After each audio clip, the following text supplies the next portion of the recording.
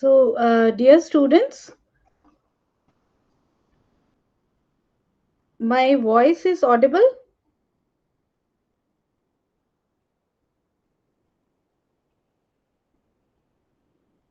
Okay. Uh, so, dear students, now today we are going to have Unit 10, that is on hazardous waste. As you all know, solid waste we can divide it into various types. Solid waste can be of municipal nature, or it can be hospital waste, it can be hazardous waste. So let us understand what is municipal solid waste. Municipal solid waste is all the solid waste which is coming out of residential and commercial complex in an urban area. And basically there is a arrangement of collection of solid waste from each and every houses and each and every buildings, and then they are stored in a then they are kept in sanitary landfill. So basically what is the composition of municipal solid waste? It is household waste, construction and demolition debris. Then we could have sanitary waste, and then waste from the streets.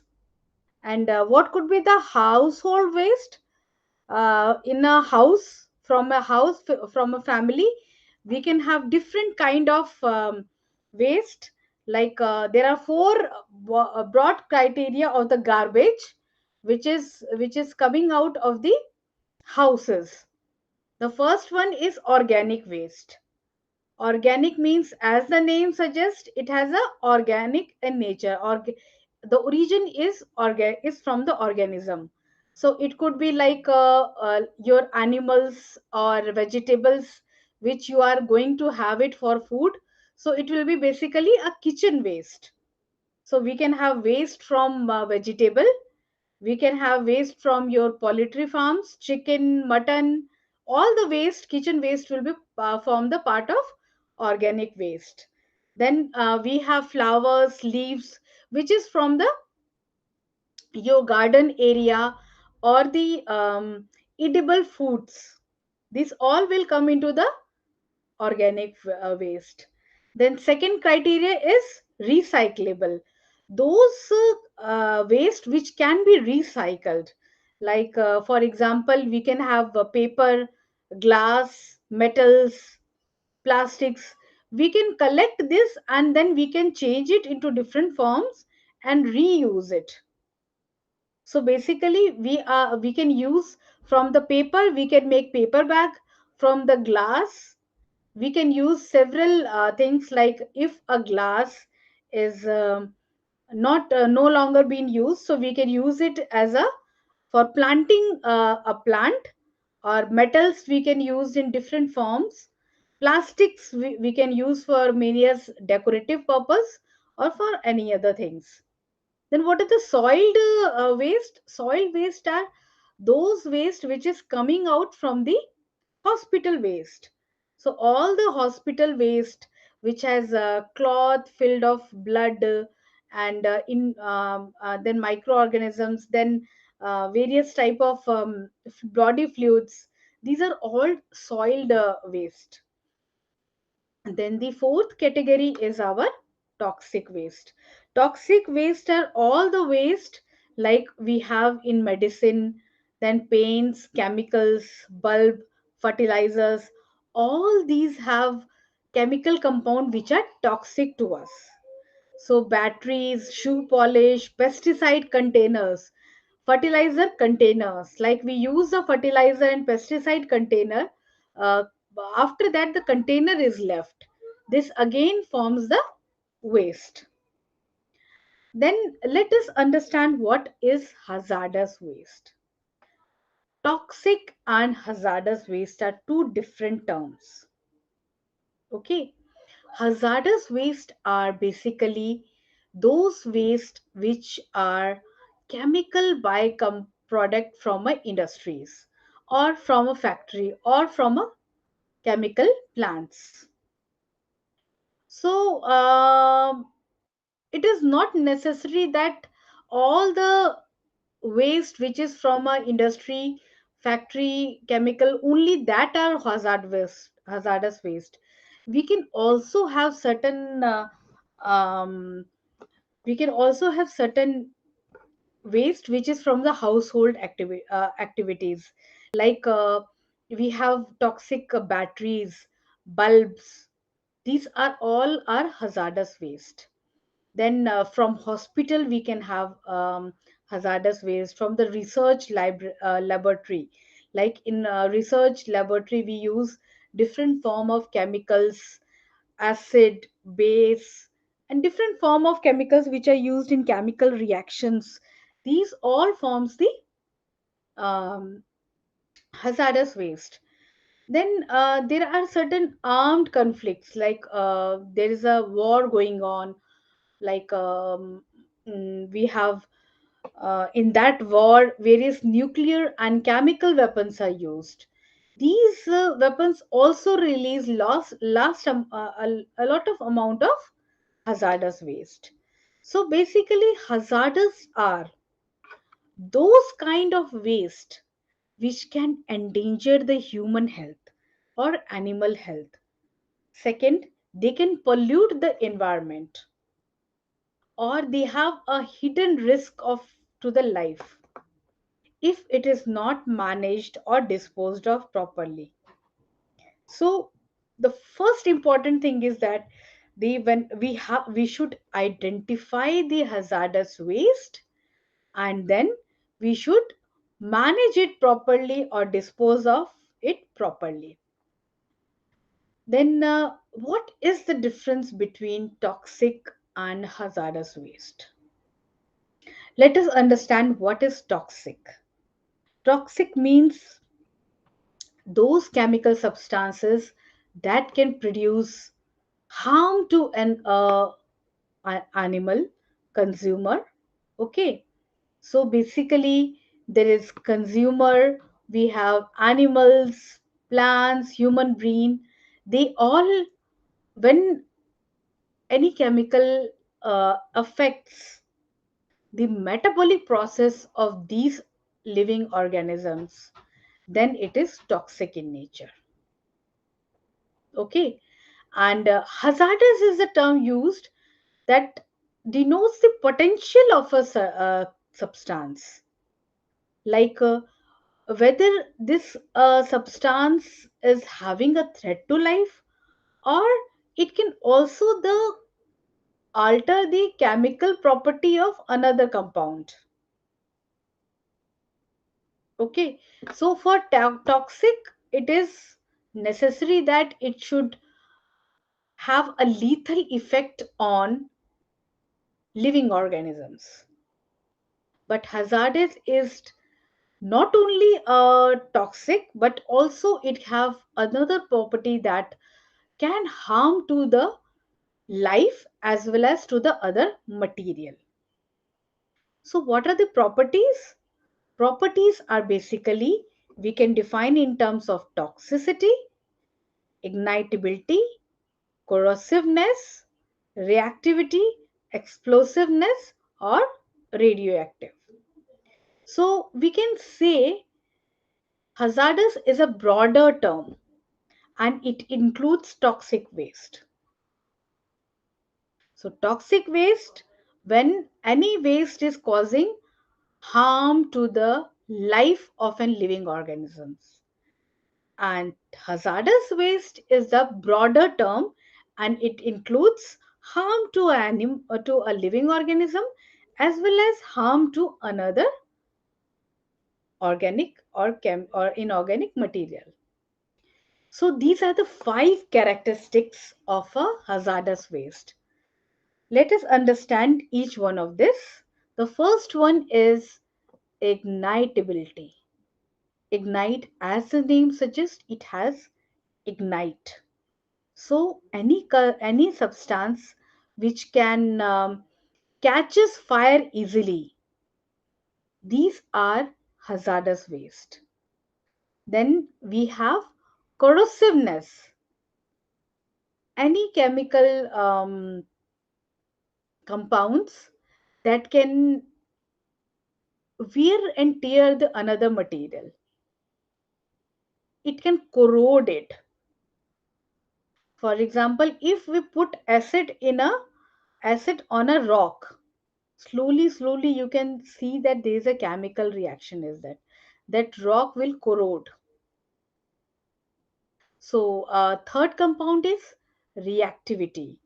Reactivity is when you react with the water and or there is an explosion on the reaction with the chemical with another chemical. So it can react with the water or any other chemical. Third is radioactivity. Radioactivity is the compounds which has ionizing radiation properties. Then toxicity. Toxicity is the metabolic disorders which can cause poisoning, disease, new mutations, cancer, and any kind of malformations. So all the metabolic disease of a life is called toxicity. So these are the five characteristics of a hazardous waste. Let us now understand concept of waste management. How do we manage the waste?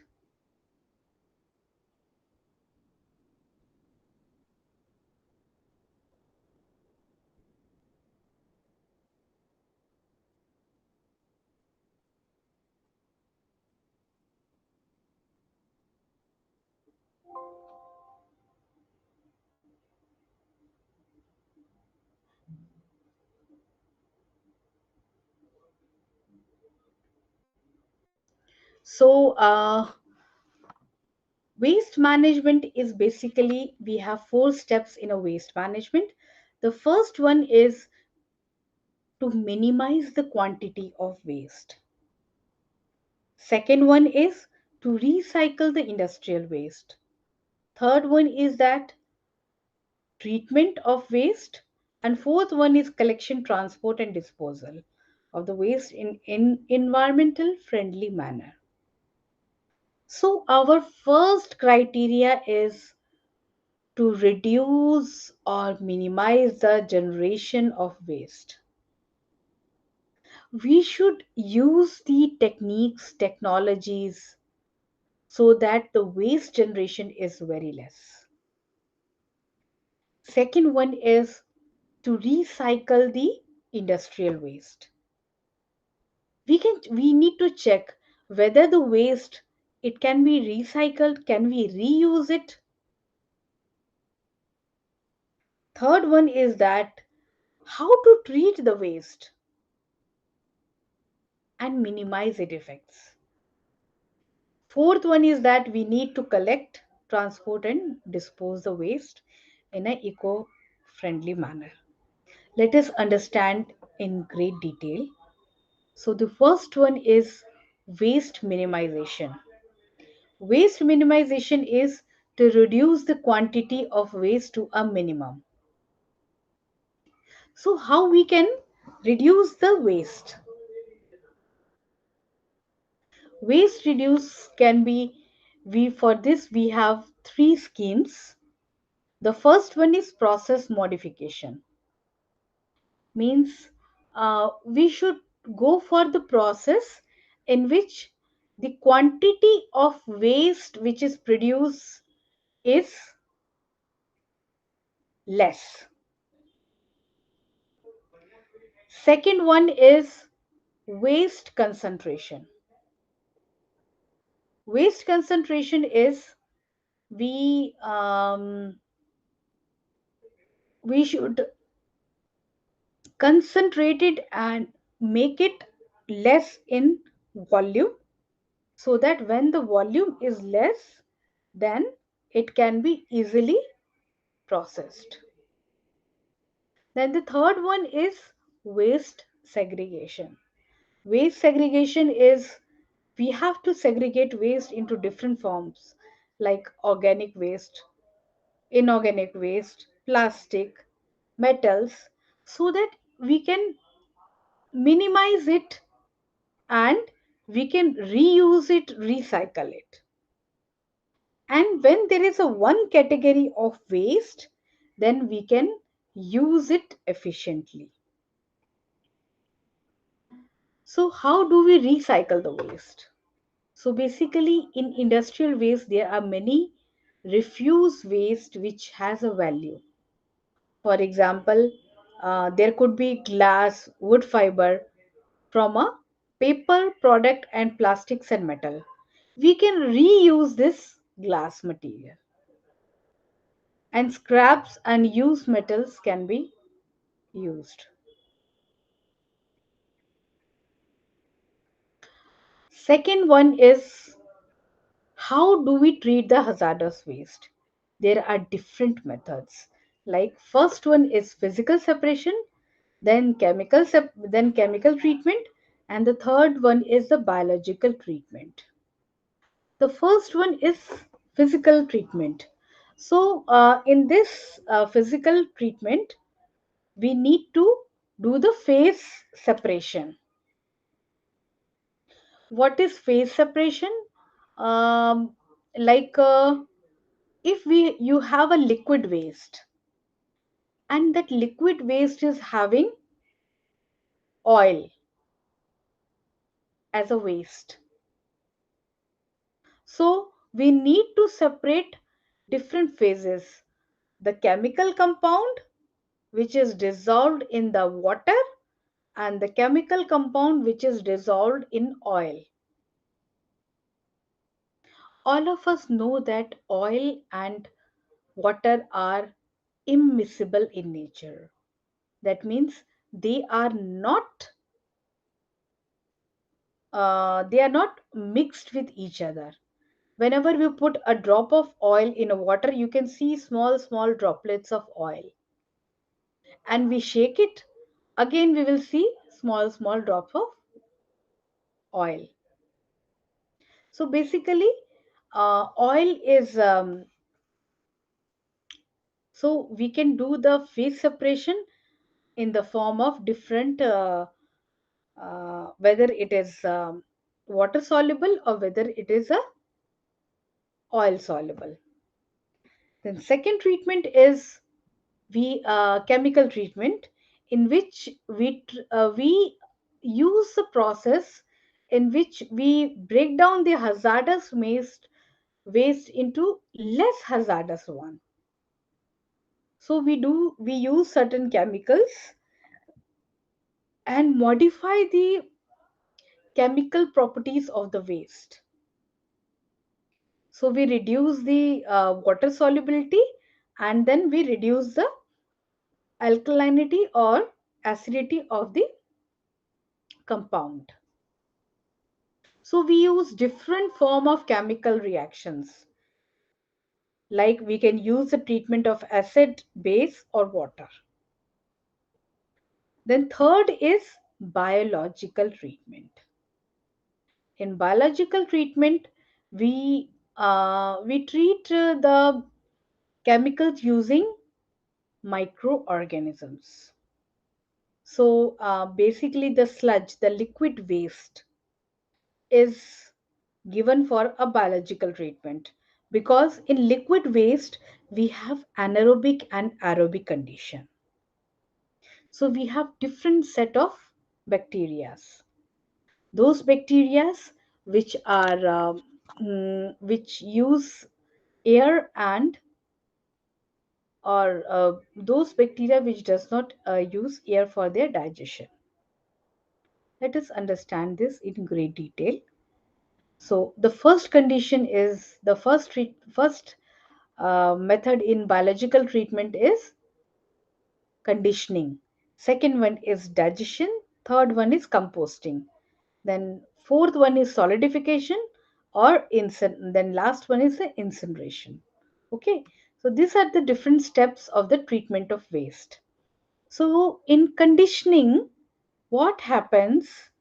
We use the sludge and expose it to atmosphere for a period of time so that it condition with the atmosphere. Atmosphere means we open it in a we keep it in a open area so it maintain a balance with the external environment. Then second, we do the digestion. That sludge is treated with the bacteria.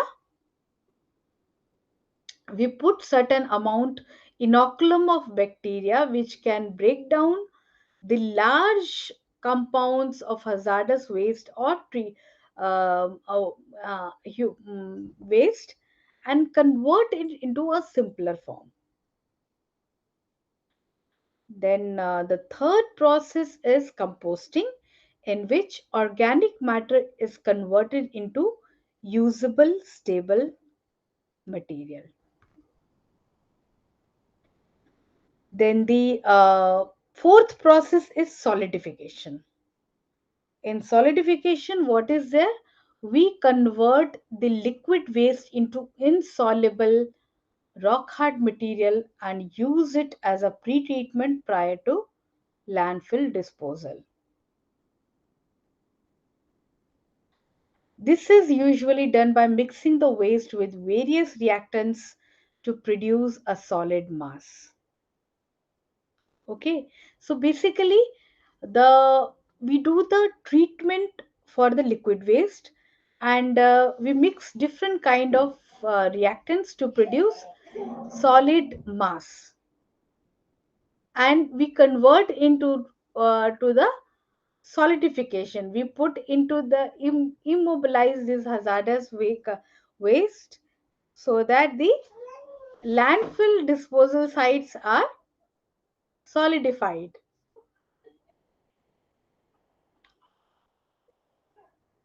The fifth process is incineration. Incineration is the process in which oxidation of a waste detoxify the waste from its toxic proportion.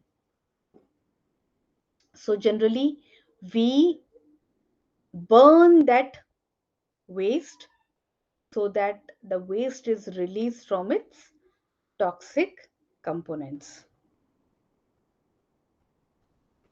Let us understand solid waste management.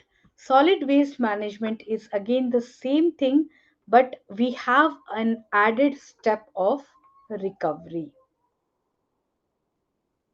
Okay, so in hazardous waste, we were looking into the treatment of waste because that waste was very harmful. But in solid waste management is a more broader term, and in this we have few steps which were similar to that one, but we have an added component of recovery. So basically in solid waste management, the first step is again the same, which is reduction in the raw materials and solid waste. Then second one is we reuse the solid materials. And then third process is we do the recovery of material. Like for example, if we have waste in which we have different kind of material which can be reused, so we recover that waste from that material. Then we have energy recovery. Can we use the waste energy out of that waste? Let us understand how do we do it. So before that, let us understand what is the how do we dispose the waste. There are several methods of disposal. The first one is landfill disposal. Then second one is incineration, which I have already told you, that burning of waste. Then third fourth process is we dump in a sea, and the last one is we do the underground dumping. Like we dig the land and then we put the waste and then we dump it. And then we put a caution that here we have dumped the waste. So basically, these are the four methods. We collect the waste and dispose it in a landfill. Second, when we burn it, we incinerate it. Third one is we dump in a sea or ocean. And the fourth one is we do the undergrounding disposal. So municipal solid waste can be categorized into different forms. Basically, what is municipal solid waste?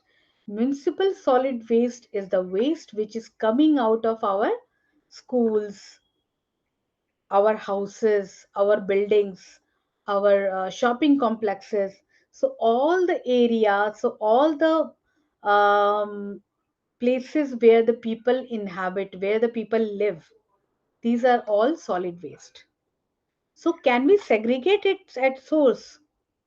Can we segregate this solid waste at our home? Yes, we can segregate different kind of waste, and then accordingly we can either treat it, reuse it, or dispose of it. So the first one is we have to we have to segregate into recyclable dry waste. We should look into things that um, can we use that waste material. If it is possible, then we can remove it and we can recycle it. For example, we can recycle paper, we can recycle cloths, we can recycle glass items. Okay, so any of the household waste, if it is there which can be recycled, we should remove it, segregate it, and keep it with ourselves and reuse it. Then organic fractions. Organic fractions, like if we have kitchen waste, like waste from vegetables, waste from fruits, waste from poultry farms, these all are organic in nature. So we can do biological treatment over it, and we can use it for composting, vermicomposting, biogas, or landfill gas. Then third category is inert debris. Any construction material, we should treat that construction material separately, and that can be used in the places where we can make a road. Okay, then the last source is hazardous waste. Hazardous waste can be from the hospital waste.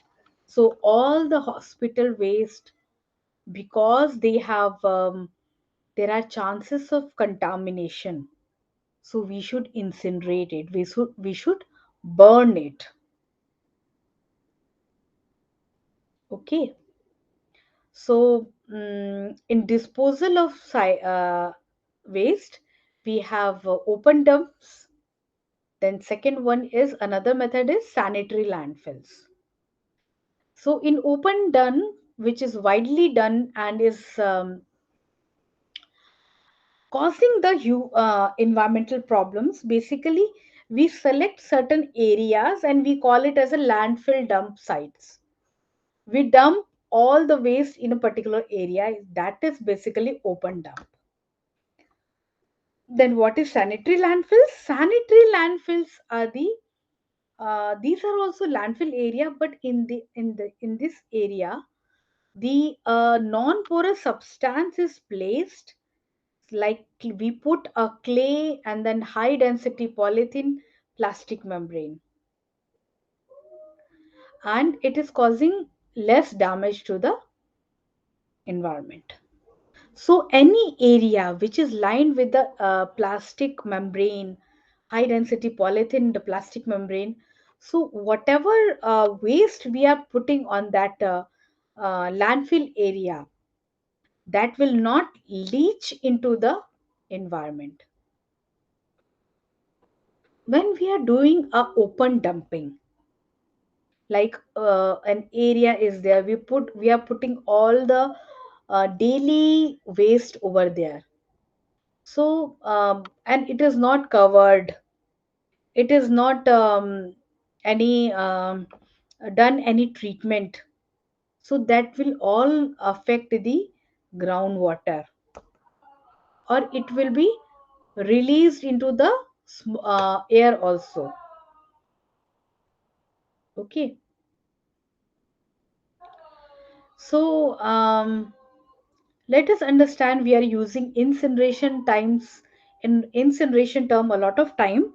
So basically, incineration is an excellent method of waste minimization, waste detoxification and disposal, and but its cost is very high because we are burning the waste in a controlled environment. Okay. So large amount of instruments, sorry, furnaces are there which are incinerating the waste. Then second is dumping of sea. See, there are waste material which are dumped to the sea. Many hazardous waste like organic silicon compounds, halogenated organics, cadmium, carcinogenic waste, plastics are dumped in sea, which is causing very harm to the underground water and our sea water. It is also affecting the marine life, the life which is existing into the water. Then the last one is underground disposal.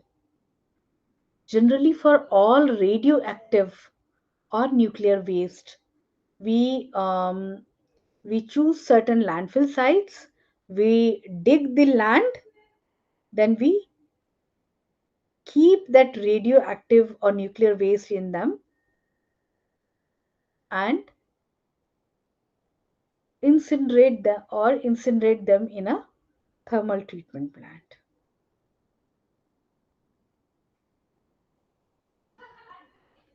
Let us understand what is how do we manage the waste in India. In India we have basically two major categories. One is called process oriented waste management, and second is pollution controlled oriented waste management. In process oriented waste, we are doing modification in the process so that processing of raw material is changed so that we get a very less amount of waste, or the finished product is very less. Then second is pollution control oriented waste, which is basically originated from gaseous and liquid effluents. So in India, we have disposals around the city refuse. Then we have disposals on riverbeds, banks. Then we have open dump burnings, disposal in low-lying area, estuaries, seas, and burning in a self-designed uh, incinerators. So, what is the impact on living organisms if we do not do the waste disposal properly? Basically, five things happens when we are exposed to this waste. First one is it can go around with the direct ingestion through drinking water. Second, we can inhale the uh, chemical compounds which is for the which are volatile.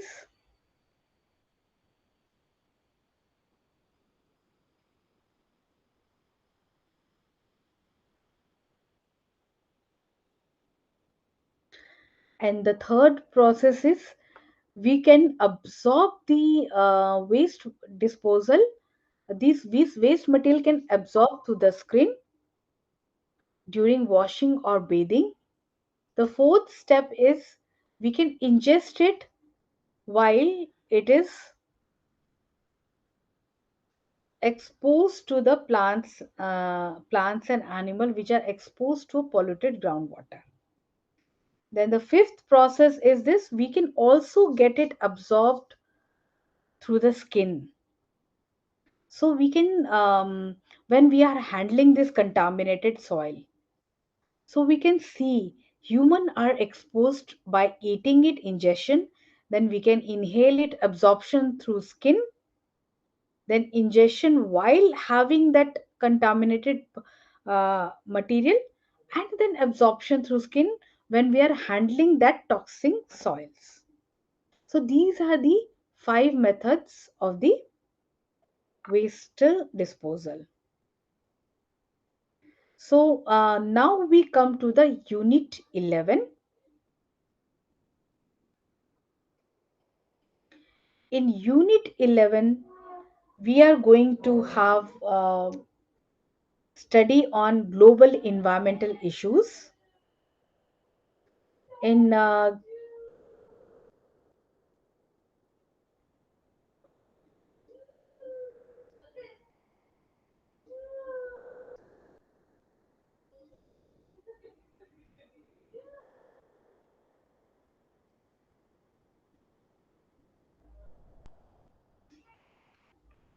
So what are global issues? Global global issues are those issues where the source can be where the source can be mm, local in nature, but it can be mm, it has impact over the global level.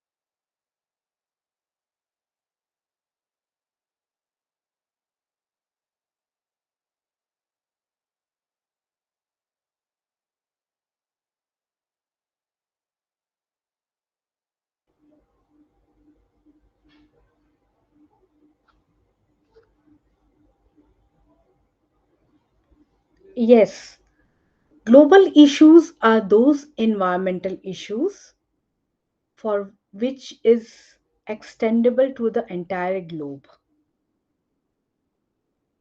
Okay, so we all know that our planet Earth is one system. It is it is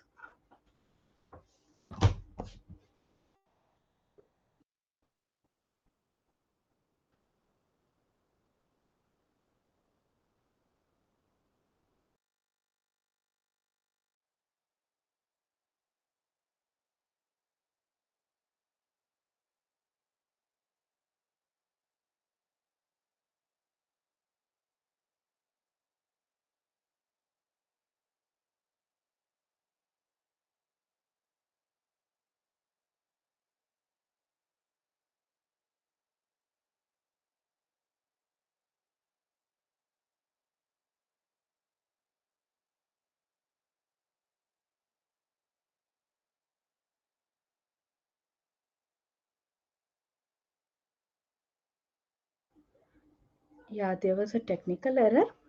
So,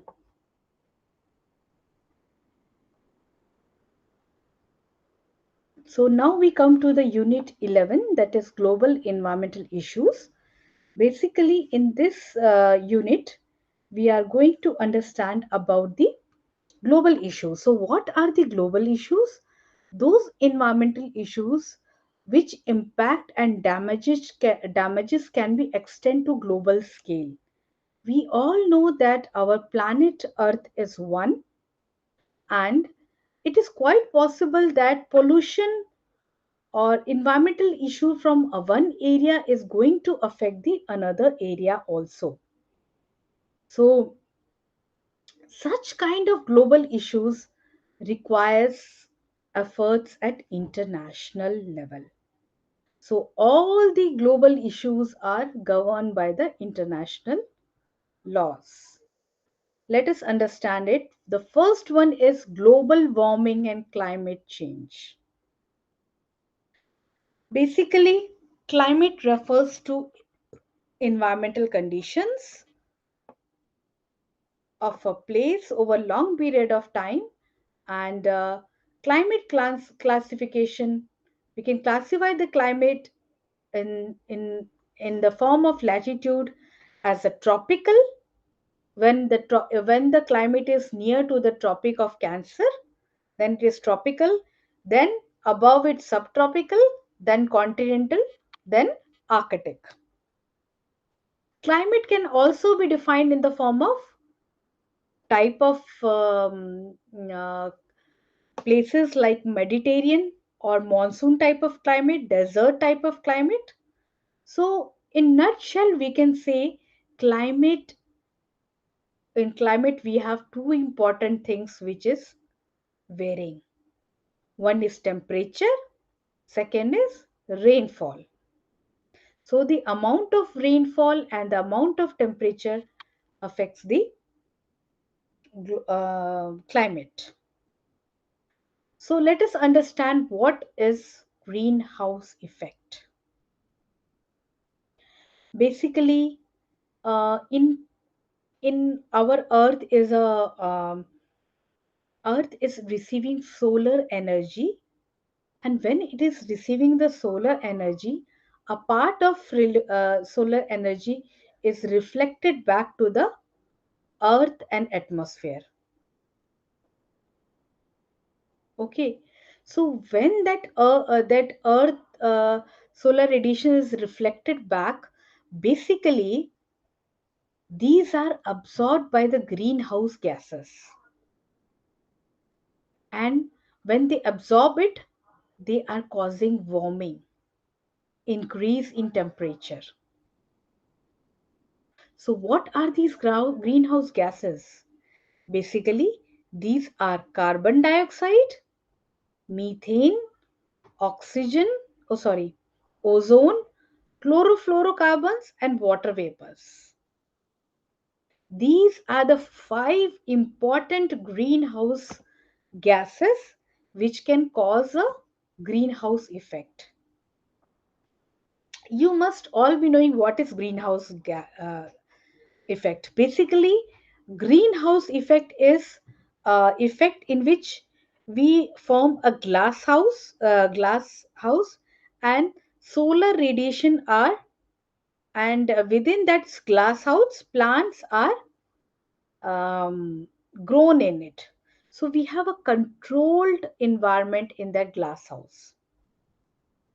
But if we have greenhouse gases, it will absorb the heat radiation.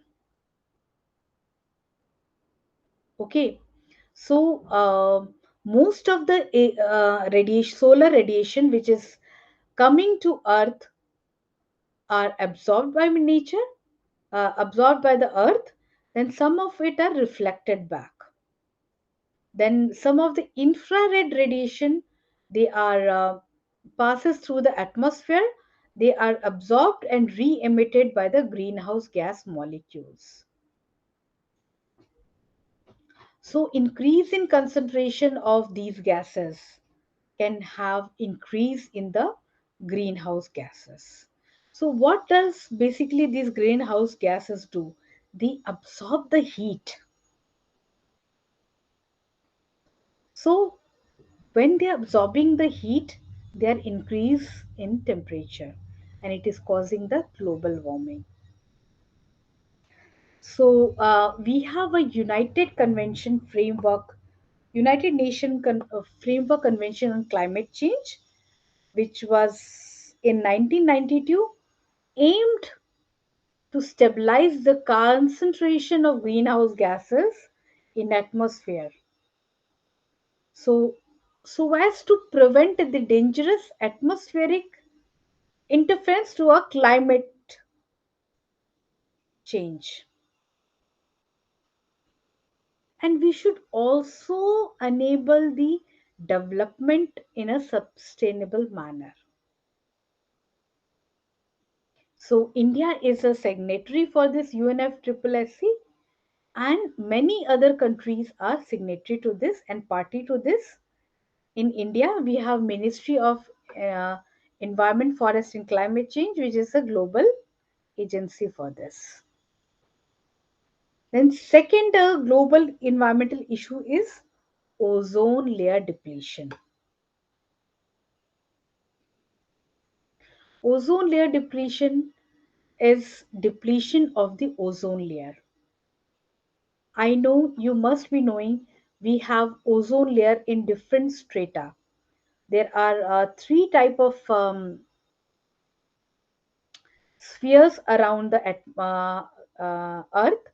The first nearest one is troposphere, then second one is stratosphere, then the third one is mesosphere.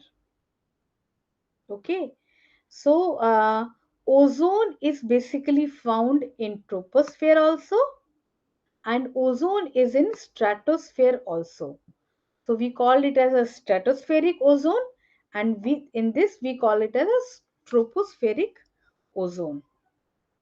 In right side we can see how these ozone layer is protecting us from the harmful UV radiations. Basically, in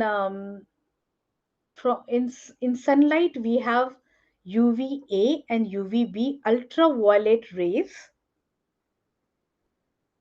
which are coming from the sunlight, and these harmful UV rays are absorbed by the ozone layer.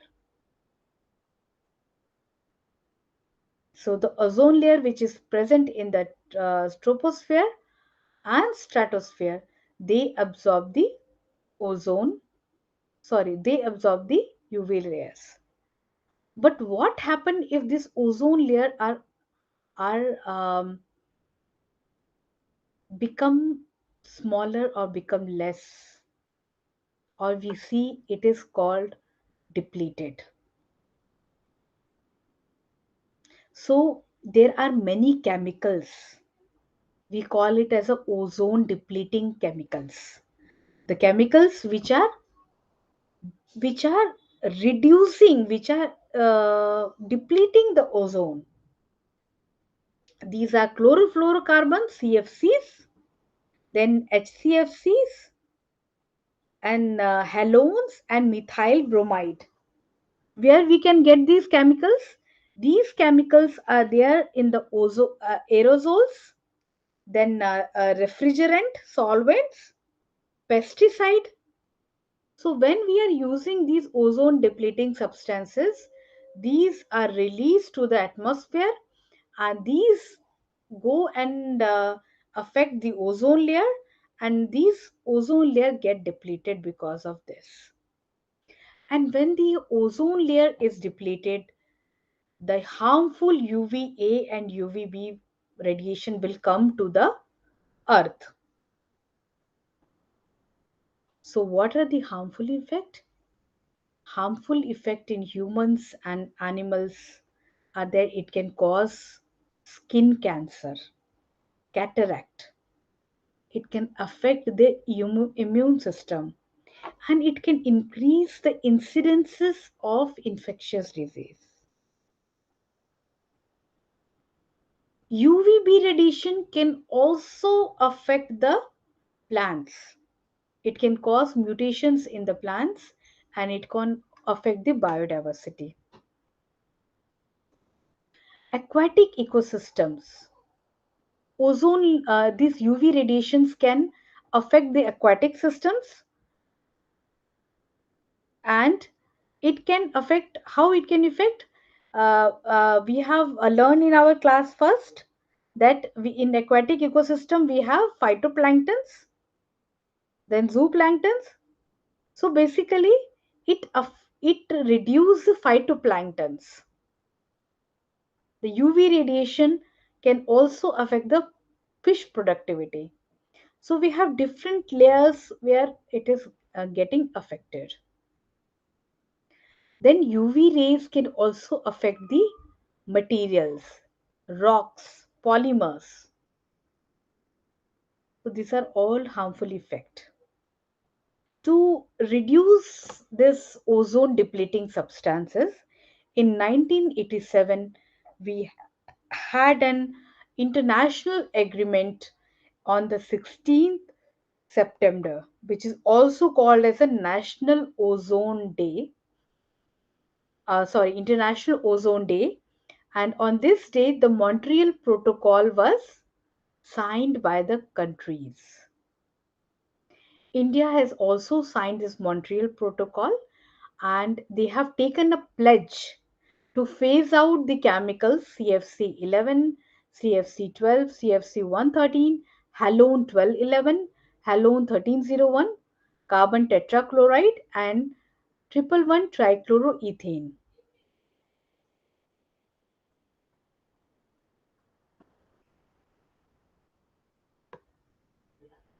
Recently, in 2018, United Nations they have bring out a report that ozone layer is now healing. So it's a very good news for us that in northern hemisphere it is expected that it will be healed by 2013, and in southern hemisphere it is expected that 2050 it will be completely healed. This is all due to the combined effect of all the countries in which we have reduced and stopped using the ozone depleting substances. Then the next global issue is acid rain. Acid, basically, what is acid? Acid is any compound which releases hydrogen in aqueous solution. So they have these acids, they have a strong corrosive activity. So they tend to react with the compounds over it. So they can accelerate the reactions. So basically, what is the acid? Carbonic acid is the acid which releases hydrogen ions when we are treating it. So during the decay of organic matter, hydrogen sulfide is gas is released, and which is again converted into sulfuric acid in atmosphere. Let us understand how do we get acid in our environment. Basically, uh, from industrial, in this figure we can easily say there are NOx gases, that is nitrous oxide gases, and sulfuric sulfur oxides gases. These are released from the industries, and these industries will go to the air atmosphere. They will react with the water vapor which is present in the form of cloud, and these are converted into in the presence of sunlight, in the presence of heat, they will be converted into the sulfuric acid and nitric acid, and then in the form of acid it will come back to the earth. This is called acid rain or acid snow. At some places acid will come down in the form of water, so it is called acid rain. In some form acid will come out in the form of snow, so it will be acid snow. So what are the harmful effect? Harmful effect of this is in crops, because any acids, they are going to affect the crops and forest. It will affect the soil of the crop, it will affect the fertility of the crop, and it will affect the plant growth. Then the acid will also affect the water bodies. For example, a lake is there, a pond is there. So when we pour acid into there, it will lower the pH, and it will affect the pH of the entire community, plants community, animal community in that area. So those aquatic plants which does not have tolerance to such condition, they will not be able to survive, and those chemical animals will be died. Then in humans, acid rain can affect the lungs and respiratory disease. For example, when the acid rain will come, this acid will be in the form of it will dissolve in the air, and during our respiration process it will go inside our body, and it will affect our lungs, it will affect our heart, and can cause most of the breathing difficulty problems, respiratory systems problems, like we have to face asthma, bronchitis. Then acid rain can also damage the buildings, bridges, statues. It can corrode the metals and paint. In India, we have a very beautiful monuments in Agra, which is called Taj Mahal. So, due to acid rain, we have Mathura refinery over that near that Taj Mahal area. So, because of that Mathura refinery, lot of this sulfur oxides and nitrous oxide, they goes into the atmosphere, and then the acid rain happened. Because of the acid rain, the marble of that monuments get affected, and it started eroding. So as a precautionary measure, now all the industrial setup in that area is shut down. So this is the end of the acid rain session. So in next session, so far we have completed block 1, block 2, block 3, and in last session we are going to do the block 4. So thank you, and happy learning to everyone. Thank you.